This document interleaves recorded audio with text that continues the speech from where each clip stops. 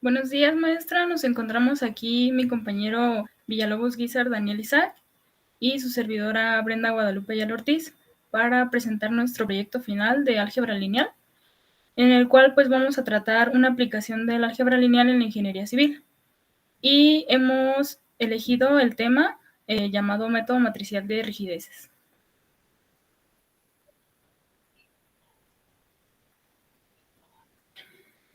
Durante este tema vamos a iniciar pues con una introducción acerca de lo que vamos a tratar. Enseguida vamos a definir lo que es el método matricial de rigideces, algunos conceptos básicos que es necesario comprender o conocer antes de desarrollar el proceso, y enseguida pues vamos a comenzar con un poco de teoría sobre este proceso que vamos a desarrollar para finalmente llevarlo a la práctica en un software que va a ser MATLAB.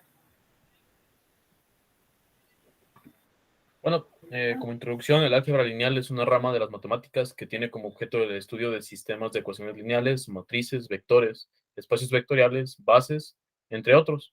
A menudo se cree que esta rama o materia no tiene relación con las ingenierías, pero en esta ocasión descubriremos lo contrario, enfocándonos en la aplicación de la ingeniería, en la ingeniería civil.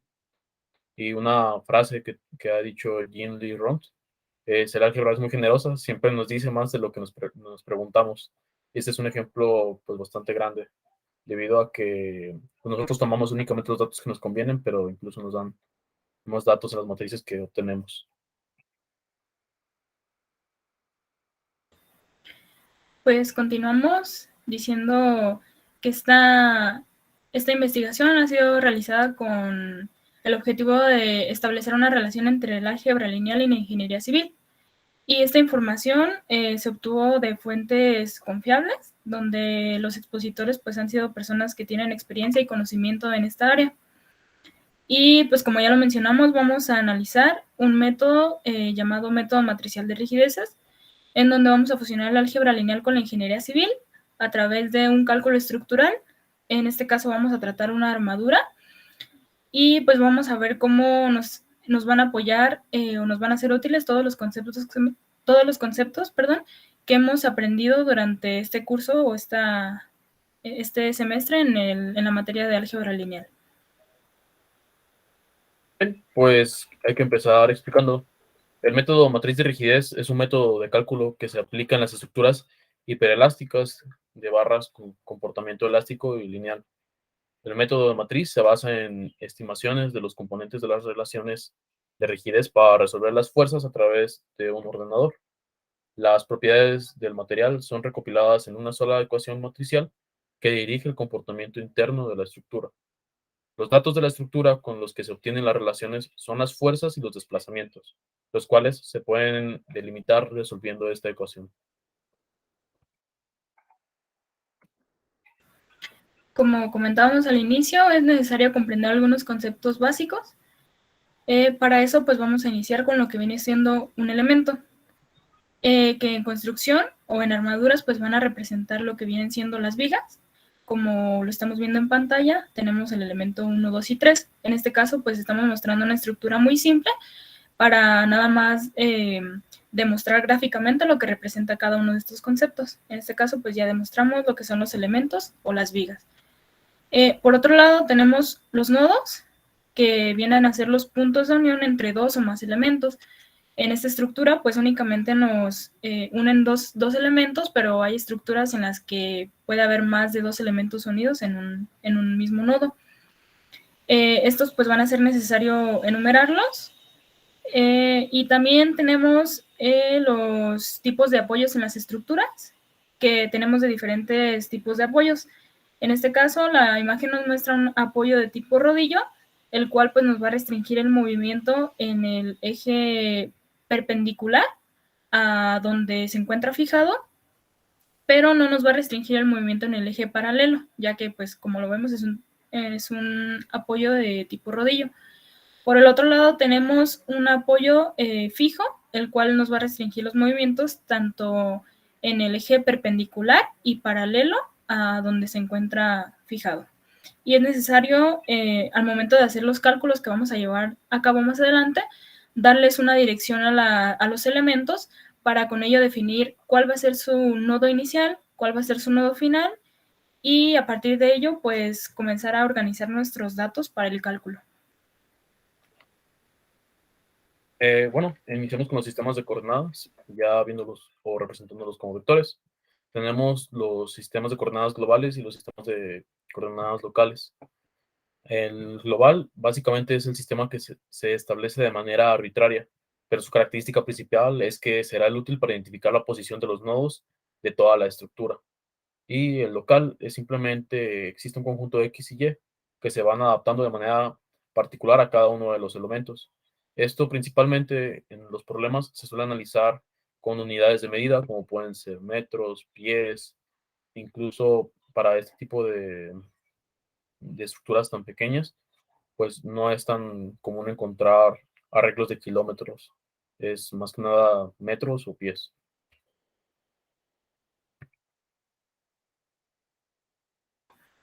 Por aquí tenemos ahora lo que son los grados de libertad. Estos grados de libertad son en estructuras, ahorita en este caso estamos trabajando con estructuras en 2 dimensiones, entonces vamos a tener 2 grados de libertad por cada nodo. Tenemos aquí, por ejemplo, en el nodo 1, que tenemos el grado de libertad en el eje de las X y en el eje de las Y. En este caso, tenemos en el eje de las X, nuestro grado de libertad es libre, porque como lo mencioné anteriormente, este tipo de apoyo no nos restringe el movimiento en esa dirección. Entonces, nuestro grado de libertad en el eje de las X va a ser libre, mientras que nuestro grado de libertad en el eje de las Y va a estar restringido. Y eso va a ser una consideración muy importante también al momento de realizar los cálculos. Entonces, es importante tenerlo en cuenta. Y para ello, también enumerar los grados de libertad va a ser un requisito importante, por lo cual vamos a establecer aquí un criterio de cómo es que se van a enumerar. En la práctica lo vamos a ver, pero aquí lo comento nada más. Por ejemplo, vamos a iniciar en orden de los nodos como los tenemos enumerados. En esta pequeña estructura comenzaríamos con el nodo 1 y comenzaríamos enumerando los grados de libertad que se encuentran libres. Entonces, nuestro grado de libertad 1 sería el grado de libertad que va en el eje horizontal o en el eje de las X. El siguiente grado de libertad no tendría que ser el vertical porque este está restringido, entonces esto los vamos a dejar hasta el final. Ya enumeramos los grados de libertad libres en el nodo 1 y nos pasaríamos entonces ahora al nodo 2. Como vemos en el nodo 2, ambos grados de libertad se encuentran libres, entonces ambos los vamos a enumerar enseguida. Aquí en el nodo 1 iniciamos enumerando los que son en el eje horizontal, entonces en el nodo 2 debemos de respetar ese mismo criterio, por lo que tendríamos como grado de libertad 1 en el nodo 1 el eje horizontal, como grado de libertad 2 en el nodo 2 en el eje horizontal y luego seguiría el 3 en el eje vertical. Después del nodo 2 nos iríamos al nodo 3, pero como en este caso ambos grados de libertad están restringidos, continuamos ahora sí, o vamos a empezar ahora sí a enumerar los restringidos en orden, entonces nos tendríamos que regresar al nodo 1 y ahora el que seguiría pues sería el grado de libertad que va en el eje de las Y pues culminaríamos con el nodo 3, igual respetando, si iniciamos con horizontales, pues en el que seguiría sería el eje horizontal y finalmente el eje vertical. Esto tal vez ahorita causa un poco de confusión, pero ya lo veremos en la práctica cómo es que se van a enumerar estos grados de libertad. Pero es muy importante llevar un orden. Bueno, ahora sí empezaremos con las matrices, sobre todo la de rigidez local. En el principio analizamos los elementos de manera independiente, donde Q' de n y Q' de n representan las fuerzas en el nodo inicial del elemento. Aquí tenemos ya eh, graficado en un dibujo donde tenemos el apoyo, el cual está ejerciendo la reacción contraria a la fuerza que se le está aplicando en Q' de n. De esta manera podemos saber tanto la dirección de las fuerzas y los vectores que se generan. Después tenemos que su prima, perdón, de F y Q' de F, las fuerzas del nodo final. Bueno, y en los desplazamientos los podemos encontrar pegados a la fuerza que se les está aplicando a cada uno de estos. En el segundo ejemplo tenemos lo que es una fuerza de tensión. Como podemos ver, el apoyo está ejerciendo una reacción al igual contraria a la fuerza, esta vez en el eje negativo de las X, debido a que es una detención y es una elástica. Por eso, en este momento se refleja el desplazamiento a favor de la fuerza que se le está aplicando a tensión. Aquí tenemos las ecuaciones que lo describen. Estas se representan, los desplazamientos, perdón, se representan por el módulo de elasticidad, por el área sobre la longitud, por el desplazamiento ejercido.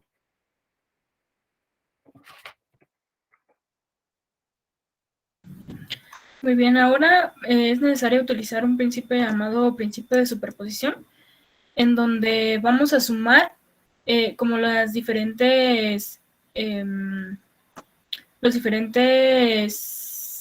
tipos de,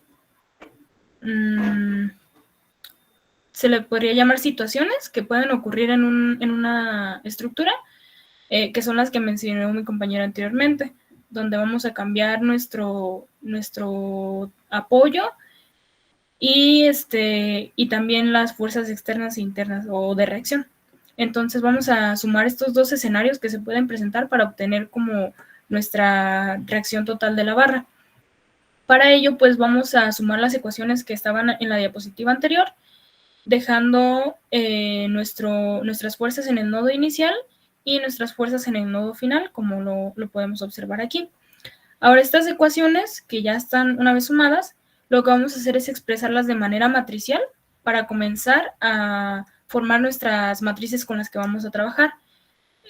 Pues aquí lo vamos a realizar, ya estamos aplicando ahora sí los conocimientos que adquirimos en la materia sobre la multiplicación de matrices o la multiplicación de una matriz por un escalar. En cuanto a la multiplicación de matrices, pues recordando nada más que lo que se va a realizar es la multiplicación de cada fila por cada columna. Y si tenemos una matriz, por ejemplo, en este caso que es de 2 por 2 y una matriz de 2 por 1, pues la matriz resultante va a ser de 2 por 1, que es la que tenemos aquí a la izquierda de las fuerzas las fuerzas en el nodo inicial y en el nodo final. Y pues estas matrices se están multiplicando por un escalar que sería, en este caso, el coeficiente de rigidez. Y en esta multiplicación pues no nos afecta el tamaño de la matriz, ya que solamente multiplica a cada elemento de la matriz. Entonces, estas ecuaciones las podemos expresar de manera matricial como lo vemos aquí en la pantalla, y vamos a definirlas con unas variables para identificarlas. Del lado izquierdo tenemos lo que es el vector de las fuerzas locales en este caso, y por eso lo llamamos Q con Q minúscula. Esto está igualado a lo que le vamos a llamar ahora la matriz de rigidez local, que en este caso es K', y en la ecuación de arriba pues nos está representando el coeficiente de rigidez por esta matriz que tenemos aquí con unos y menos unos. Los signos pues tienen que ver con las ecuaciones que obtuvimos al principio.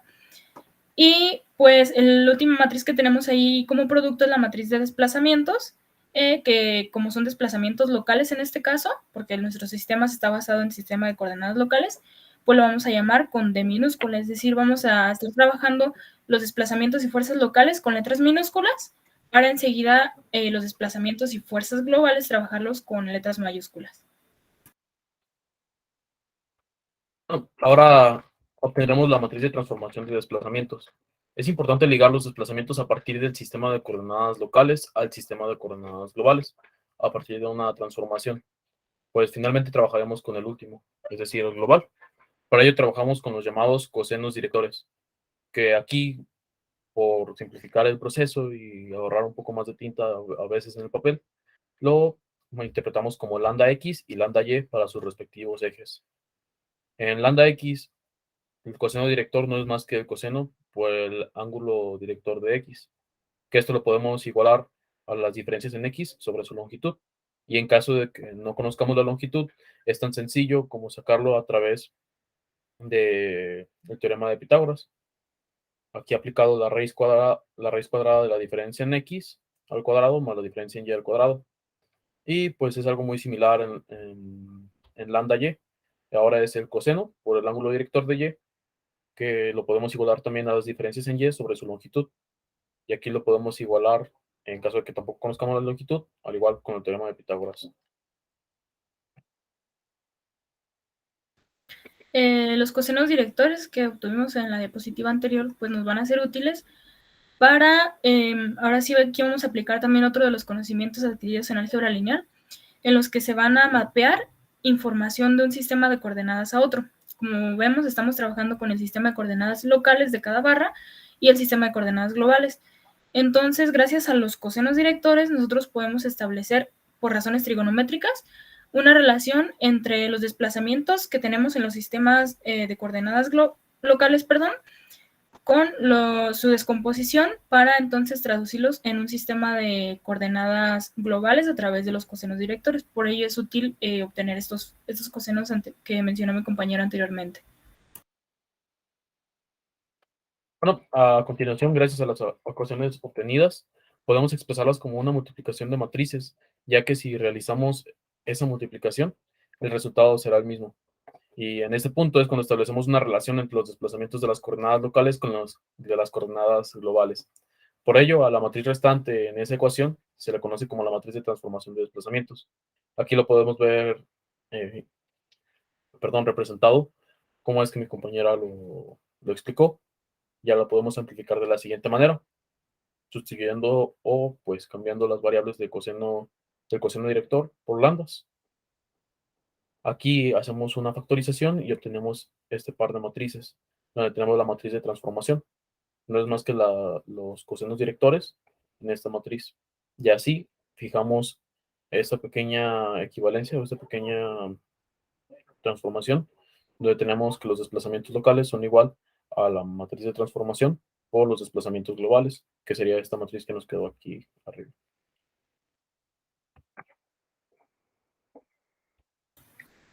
Muy bien, ahora pues se realiza un proceso similar con lo que vienen siendo las fuerzas, para de igual manera pues mapear las fuerzas en el sistema de coordenadas globales al sistema de coordenadas locales y viceversa, en el cual pues igual a través de estas ecuaciones que tenemos en la parte superior,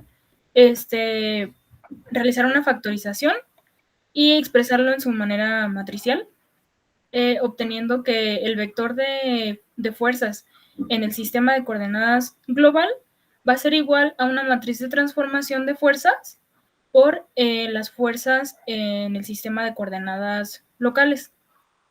Si prestamos atención, esta matriz de transformación de fuerzas es la transpuesta de la matriz de transformación de desplazamientos. Por lo tanto, pues no le vamos a dar como otra variable como tal, sino que vamos a expresarla como la transpuesta de la matriz de transformación de desplazamientos. Y estas matrices se les llama de transformación por el hecho de que nos permiten mapear las coordenadas en un sistema local a un sistema global y viceversa. Entonces, esto con el objetivo, pues, de ir estableciendo una relación entre ambos sistemas para finalmente poder trabajar con el sistema global de la estructura, porque en realidad lo que vamos a analizar es la estructura en general. Ok, pues la transformación de la matriz de rigidez local a global es muy sencillo. Únicamente se lleva a cabo la recuperación de fórmulas obtenidas con anterioridad, sustitución y despejes necesarios. Es decir, un pequeño repaso.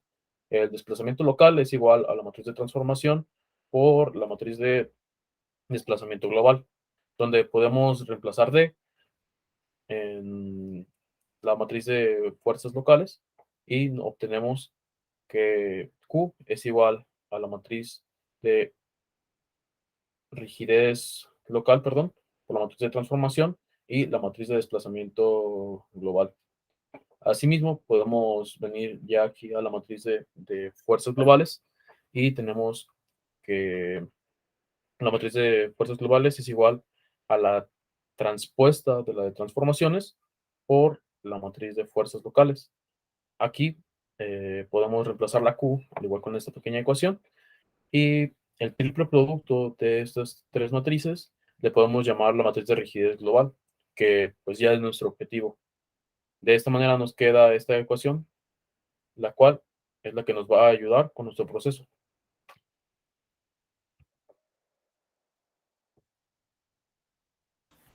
Muy bien, pues ahora ya que obtuvimos esa matriz que mencionó mi compañero anteriormente, lo que vamos a hacer es reemplazar las variables por su valor o su expresión matricial.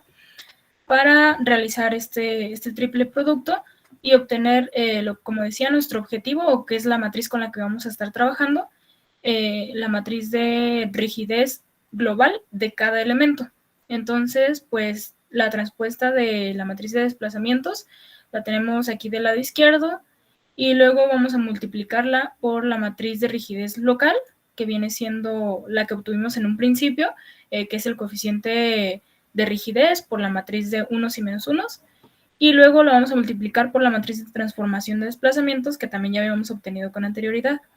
Realizando de nuevo operaciones con matrices y matrices por escalares, pues sabemos filas por columnas, y teniendo en cuenta del requisito que es necesario, de que para multiplicar dos matrices, pues es necesario que sean de m por n y n por l, ¿no? Por ejemplo, por así decirlo. Entonces, ya que realizamos estas operaciones y seguimos dejando el coeficiente de rigidez factorizado, obtenemos la siguiente matriz, que es pues ya nada más como la solución a este producto, en donde estos NX, NY, FX y FY que tengo en la parte superior y en la parte derecha no están afectando la matriz, simplemente nos están indicando en dónde se encuentran los grados de libertad libres y los restringidos.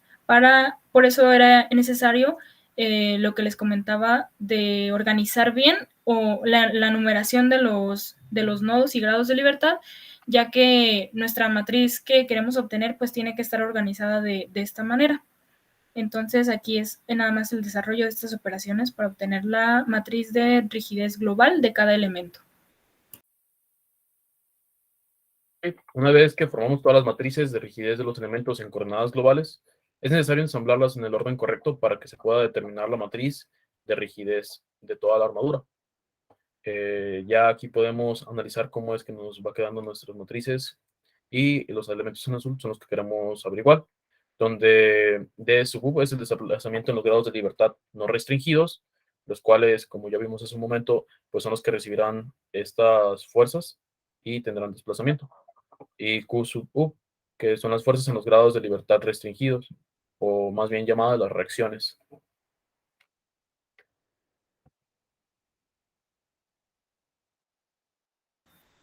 Y pues ya después, finalmente de todo este desarrollo, llegamos a las ecuaciones que nos interesan, porque es lo que queremos conocer de la estructura, que vienen a ser los desplazamientos y las fuerzas de reacción. En la ecuación de los desplazamientos, pues se nos va a formar con el producto de las matrices, que vienen siendo la inversa de K11. Como vimos, estas matrices anteriores las matrices de rigidez global de cada elemento se iban ensamblando o sumando entre ellas para obtener una matriz de rigidez global de toda la estructura. Pero en este caso, como estamos trabajando con los desplazamientos, los que nos van a interesar son los nodos en los que no se encuentran restringidos, o los grados de libertad que no se encuentran restringidos, ya que en los que sí están restringidos, pues los desplazamientos van a ser nulos. Entonces, por eso trabajamos con esta parte de la matriz global, que es K11, y se va a trabajar con su inversa, ya que pues al realizar los despejes pasaría del otro lado como inversa, y esta se estaría multiplicando por la matriz de fuerzas externas en este caso. Y para encontrar así las fuerzas de reacción, pues lo que vamos a hacer es multiplicar la submatriz de la matriz global, que sería en este caso K21, por la matriz de desplazamientos, que es la que obtuvimos con anterioridad. Entonces, finalmente, pues obtuvimos estas ecuaciones, que son las que son nuestro objetivo, pero para ello, pues tenemos que trabajar antes con las matrices de rigidez locales, globales, etcétera. Bien, pues es hora de la práctica. Para eso nosotros recopilamos uno de los problemas los cuales encontramos en los recursos de apoyo, el cual lo tenemos registrado en Excel. Como podemos ver, aquí en esta tabla tenemos un pequeño diagrama el cual nos explica cuál va a ser la armadura que vamos a utilizar, que en este caso, como podemos ver en las identificaciones, tiene 7 elementos, los cuales son las vigas que están enumeradas en orden de izquierda a derecha, de horizontales a verticales. Así es como podemos ver que el número 1 está en esta parte de aquí, el número 2 está en la parte superior, igual, a pesar de que tiene componente vertical, pues este sigue siendo parte de las horizontales. Después el que está completamente vertical, que es el 3, y pues su secuencia de abajo hacia arriba. Y por último el nudo 7, que es el que tiene estos dos apoyos. Después ya nos podemos analizar los nudos. Es más recomendable cuando estamos analizando los nudos hacerlos por letras para evitar todo el enrollo de que el elemento 1, nudo lejano 2, etcétera, etcétera, porque eso comienza a ser un poquito más enredoso. Como sea, aquí ya tenemos los cercanos, que en caso del 1 es el A, es donde comienza, y el lejano es el B, que es donde termina. Y así subsecuente con cada uno de los elementos. Aquí hablamos de la elemento 2, donde tenemos que inicia en el nudo A y termina en el nudo C. Y subsecuente con cada uno.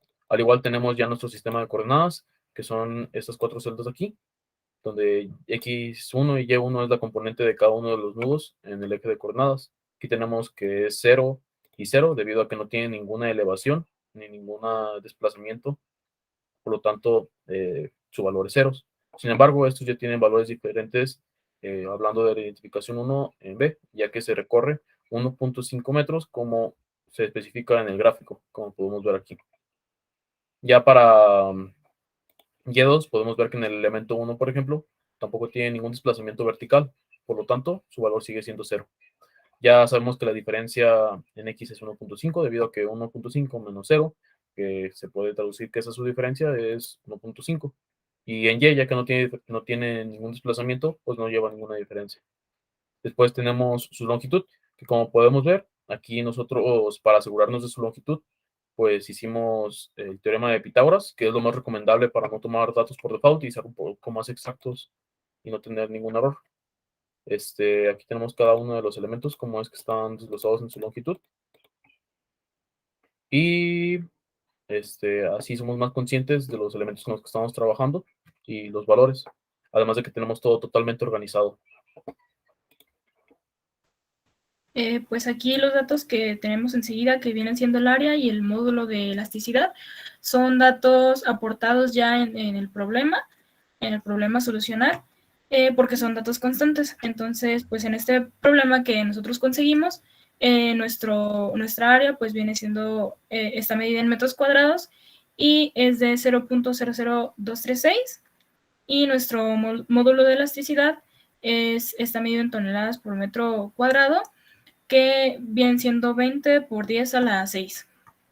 Ahora, respecto a los grados de libertad, es como les comentaba en las diapositivas anteriores, que es importante saber enumerarlos y pues colocarlos dependiendo del nodo en el que nos encontramos. Por ejemplo, en este caso nos vamos al nodo 1, que viene siendo, al nodo A. En este caso, nuestros grados de libertad iniciamos enumerándolos en el eje horizontal y luego en el eje vertical. Como ninguno está restringido, pues en el nodo A lo dejamos tal cual 1 y 2. Y ahora tenemos que enumerar los de el nodo final, porque estamos trabajando con la barra 1, que sería B. Entonces, igual respetando, si iniciamos con el horizontal en el anterior, pues aquí también vamos a iniciar con el horizontal. Entonces sería 3 y 4, ya que ninguno está restringido. Igual nos vamos ahora para la barra 2, pero en la barra 2 ahora nuestros nodos es A y el nodo C. Inicial es el nodo A y el final es el nodo C. El nodo A tenía como grados de libertad 1 y 2, entonces los colocamos aquí de nuevo en la tablita. Y el nodo C ahora ya tendría los grados de libertad 5 y 6. Y así sucesivamente, dejando al final, como comentábamos, los grados de libertad restringidos, que en este caso pues no nos afectó tanto, ya que los últimos dos nodos son los que están restringidos completamente. Entonces la enumeración de los grados de libertad se llevó casi de manera directa, es decir, en el nodo A empezamos con 1 y 2, en el nodo B 2 y 3, nodo C 4 y 5, y así sucesivamente. Muy bien, entonces ahora pasaremos a la aplicación que nosotros elegimos, la cual está en MATLAB. Para iniciar con todo esto, es muy importante comenzar a ingresar nuestros datos. Nosotros las funciones las sacamos de un ingeniero el cual compartió un video, y comenzamos con esta pequeña, que es calculando la rigidez de las barras. Para esto, como podemos ver en la función, primero tenemos que CAE, que se refiere, como bien lo dice aquí, a la el módulo de rigidez local, perdón. Entonces, igualamos la función y aquí tenemos que la rigidez de la barra es x1, su componente, sus coordenadas en x1, sus coordenadas en y1, que son los puntos o nudos iniciales o cercanos, y por último los nudos lejanos o finales, que es x2 y y2. Después también tenemos que agregar nuestro módulo de elasticidad, el área y su identidad, es decir, de qué elemento estamos sacando la barra. Bueno, aquí tenemos las funciones. Simplemente estas dos indican cómo es que las diferencias son calculadas con la clásica fórmula que tenemos, x final es igual menos x inicial. Y aquí también y final es igual menos y inicial. Como sea, la longitud, de nuevo, para asegurarnos de que sea exacta, tenemos la raíz cuadrada de la diferencia en x al cuadrado más la diferencia en y al cuadrado, que básicamente pues es el teorema de Pitágoras una vez más. Después tenemos definimos nuestros cosenos y nuestros senos, lo cual es la diferencia de x sobre la longitud y la diferencia en y sobre la longitud, que esto pues no es más que nada que identidades trigonométricas, perdón.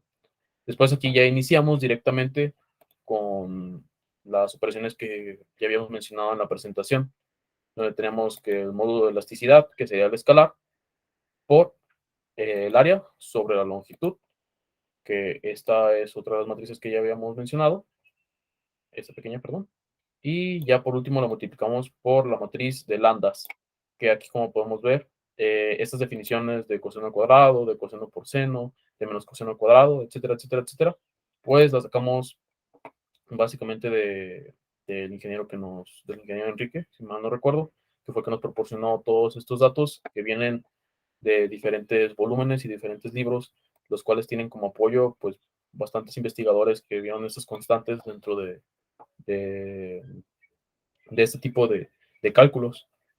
Ya es muy importante ir ingresando elemento por elemento, como podemos ver aquí a la izquierda, lo que estoy seleccionando, que es de K1 hasta K7, ya que debido a eso tenemos nuestras 7 elementos dentro del problema. Aquí podemos ver cómo es que se ingresaron los comandos. Tenemos que K1 es igual a la rigidez de la barra, sus coordenadas en X1 y Y1, sus coordenadas en X2 y Y2, y su módulo de elasticidad, que es 20 a la 6 o 20 por 10 a la 6, y su área totalmente específica, y aparte, pues su identidad, que es el número 1. Y aquí nos dice que se ha agregado la barra 1 y nos la representa totalmente como la matriz de rigidez local, que podemos ver cuáles son sus componentes en cada una de, de las reacciones que se están ejerciendo sobre esta o desplazamientos, vaya. Entonces vamos agregando una por una. Como podemos ver, aquí tenemos la barra 2, donde cambia la coordenada Y2 sobre todo, y pues su identificador. Aquí ya nos ofrece una matriz un poco más llena, debido a que ya tiene otra componente en Y2, y esto pues naturalmente ocasiona que se nos llene la matriz. Y pues para no ser tan repetitivo, aquí podemos ver cada uno de cómo se fue llenando los datos en K3, K4, K5, K6 y K7.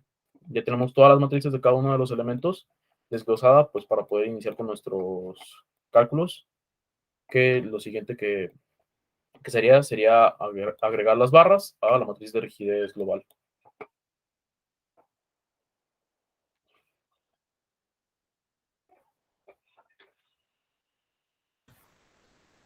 Muy bien, ahora vamos a ir ensamblando estas matrices de rigidez en lo que vamos a conocer como la matriz de rigidez global de toda la estructura.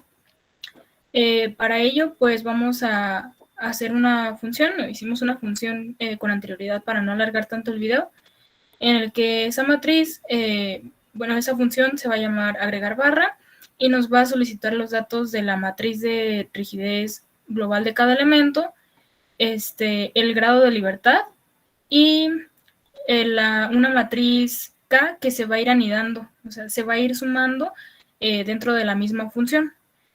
Para ello, pues tenemos que inicializar esa matriz con ceros para poder trabajar con ella y que enseguida se vaya modificando. Para ello, pues vamos a utilizar un ciclo repetitivo for, en el cual vamos a ir trabajando con los grados de libertad como las matrices que obtuvimos eran de 4x4, pues tanto en filas como en columnas van a ir cambiando, tomando los valores desde el 1 hasta el 4 para ir pasando por cada uno de los elementos de las matrices e ir trabajando con ellos. Lo vamos a hacer obteniendo una matriz K de y fila y columna, en la cual lo que se va a hacer es tomar la matriz inicial, que en este caso, para comenzar el proceso, inició en ceros, que esta se va a ir editando, pero para comenzar inició en ceros, entonces va a ir tomando las posiciones y fila y j columna, y se le va a ir sumando la matriz de rigidez global de cada elemento que vamos a ir insertando. Y pues para ello finalmente vamos a obtener nuestra matriz de rigidez global ahora de toda la estructura, no solo de un elemento, sino de toda la estructura. Para eso pues ya realizamos el proceso. Si pudieras mostrar lo que hicimos, por favor. No, claro, también es muy importante recalcar que las filas y columnas de esta matriz depende de cuántos nodos tenga la estructura que vamos a analizar. En este caso, nuestra estructura es de 10 nudos, por lo tanto tendría que ser de 10 por 10. Entonces, aquí tenemos aquí guardamos los datos anteriores, perdón, me olvidé decirlo. Y aquí ya tenemos la generación de nuestra matriz de ceros, que es de 10 por 10, de 10 columnas por 10 filas.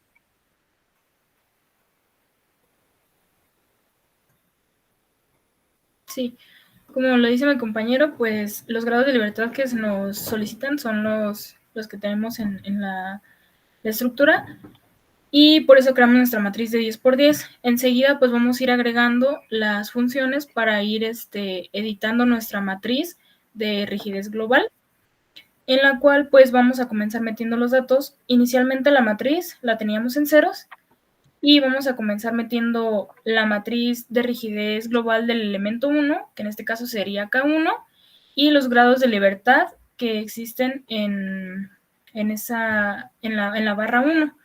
En este caso, pues como lo veíamos en Excel, teníamos los grados de libertad de la barra 1, que eran 1, 2, 3 y 4, y lo vamos a multiplicar por la matriz de rigidez global de la estructura, que como ya lo mencionamos, la vamos a inicializar en 0. Entonces, ya metiendo esos datos, pues nuestra función va a realizar el proceso necesario para irnos arrojando las matrices ya editadas, y así lo hacemos con cada una de las barras y con cada una de sus matrices de rigidez global. Como lo vemos aquí en la pantalla, pues metemos la matriz de rigidez 1, la 2, la 3, la 4, así hasta concluir con las 7 matrices, para que finalmente pues obtengamos la matriz de rigidez global de la estructura. Y es muy importante aquí, es como un paso clave para verificar que nuestro proceso vaya bien. Esta matriz debe de ser simétrica. Tenemos la columna o la diagonal, perdón, la diagonal principal, en la que tanto del lado, hacia arriba y hacia abajo, pues los valores se van repitiendo porque es una matriz simétrica. Si vemos aquí en la posición 1, 2, tenemos el mismo valor que tenemos en la posición 2, 2,1, y así entre cada valor. Entonces, pues como vemos aquí, esta matriz cumple con ese requisito de que es simétrica, y lo cual nos va diciendo que nuestro proceso se está realizando de manera adecuada. Así es. Para darle un vistazo un poquito más detallado, pues aquí tenemos nuestra matriz generada por el mismo programa, cual, como dice mi compañera, es simétrica, lo cual nos ayuda a comprobar totalmente que estamos haciendo nuestro proceso de una manera adecuada. Bueno, después tenemos que calcular el desplazamiento. Aquí ya tenemos el desplazamiento global, y para eso vamos a utilizar la matriz de rigidez global, los grados de libertad totales y los grados de libertad libres.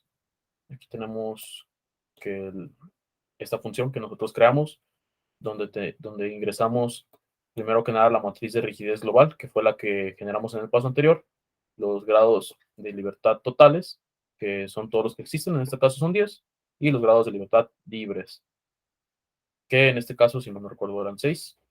Y por último, las fuerzas que se le están aplicando. Para esto me voy a regresar un poquito al Word, donde nuestro programa nos está indicando que se están agregando 13 toneladas en el punto A y 19 toneladas en el nudo B. Es muy importante graficar estas mismas fuerzas con su dirección, escalar, pero con su dirección. En este caso es un caso en el eje negativo de las J o de las Y, por lo tanto serían menos 13 y menos 19. Eso nos va a afectar en el futuro. Ya aquí tenemos cómo lo vamos especificando y cómo se va desenvolviendo en el programa, perdón. Entonces, ya cuando nosotros, bueno, aquí tuvimos un poquito de problemas técnicos, pero no pasa nada, al final pudimos resolverlo. Solamente era ingresar bien los valores.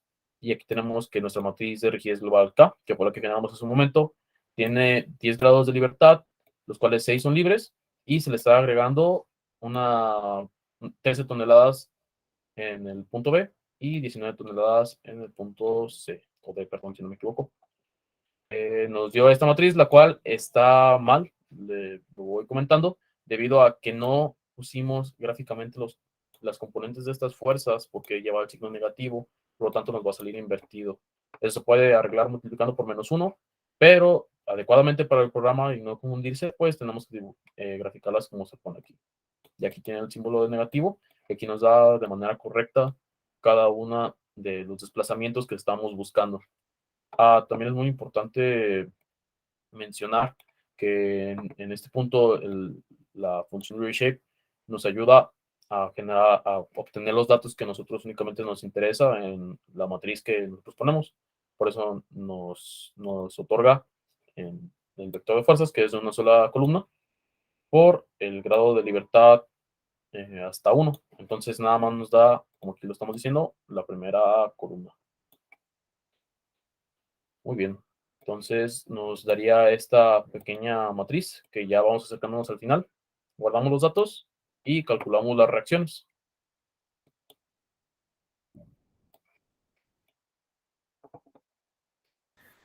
Muy bien, pues ya para terminar, las reacciones, como vimos en la presentación, se iban a calcular multiplicando la matriz o la submatriz de la matriz de la estructura, que en este caso sería la que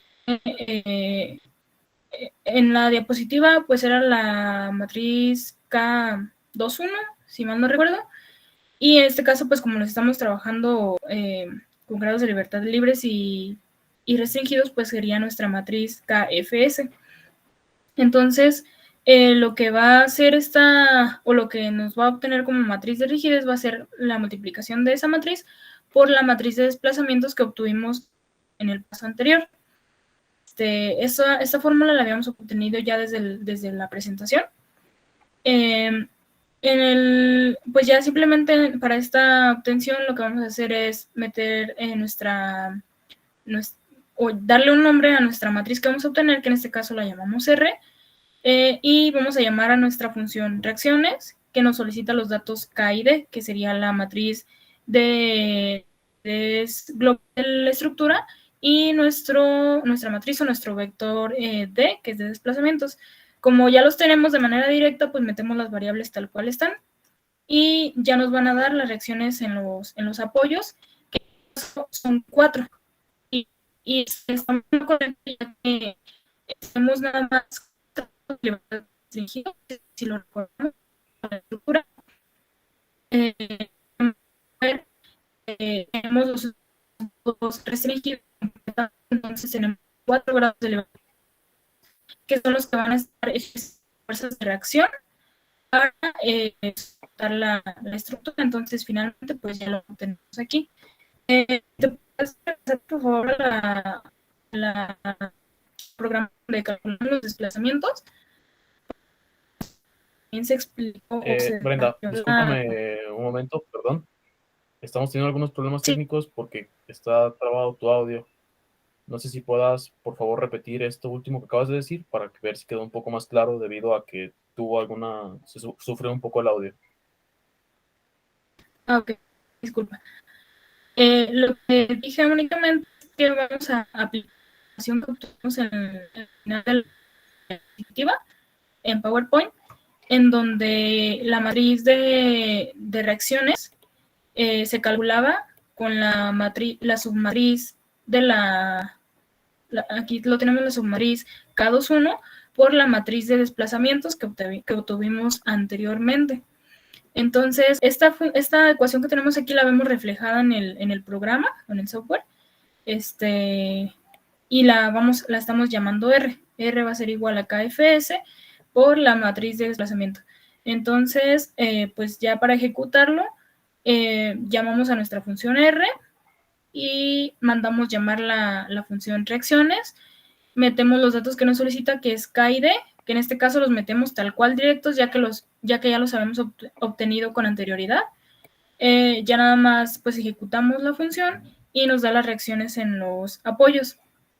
Y comentaba que aquí es importante ver que nos da 4 reacciones, ya que tenemos dos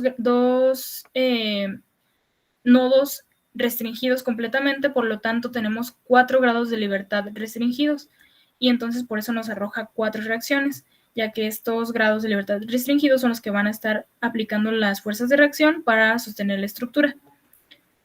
Y te pedía por favor si puedes regresar al programa donde calculamos los desplazamientos. Claro. Solamente también es importante que el análisis de este resultado nos ayuda a saber si está la fuerza con presión o tensión. En caso de ser el resultado negativo, como lo es en este nudo, la fuerza está con presión y los demás nudos pues están a tensión. Sí, gracias. Y finalmente lo que quería comentar aquí en esta parte de los desplazamientos, en la parte donde se está ingresando la función y su desarrollo, que tenemos que el desplazamiento va a ser igual, como lo habíamos visto en la diapositiva, la inversa de la matriz o de la submatriz que tiene los grados de libertad libres en I y en J, ¿sí? Pero tenemos K, FF, que en este caso pues lo tenemos así en inglés, que es free, en la inversa de esta matriz por la matriz de fuerzas externas, que habíamos calculado también aquí anteriormente. Entonces, pues aquí podemos ver una de las razones por las que es muy necesario realizar el cálculo en un software, ya que pues el calcular la inversa de una matriz muchas veces no es tan fácil cuando está tan grande como las que estamos manejando, y hay estructuras en las que pues el cálculo se vuelve aún mucho más grande y se ve muy tedioso, muy complicado, y puede llegar a haber errores al calcular este tipo de matrices o la multiplicación entre ellas, etcétera. Entonces, pues por eso el programa nos facilita que simplemente metiendo los datos ejecuta todo este proceso y nos ahorra tiempo y también nos reduce las posibilidades de cometer errores. Muchas gracias, Brenda, lo olvidé explicar.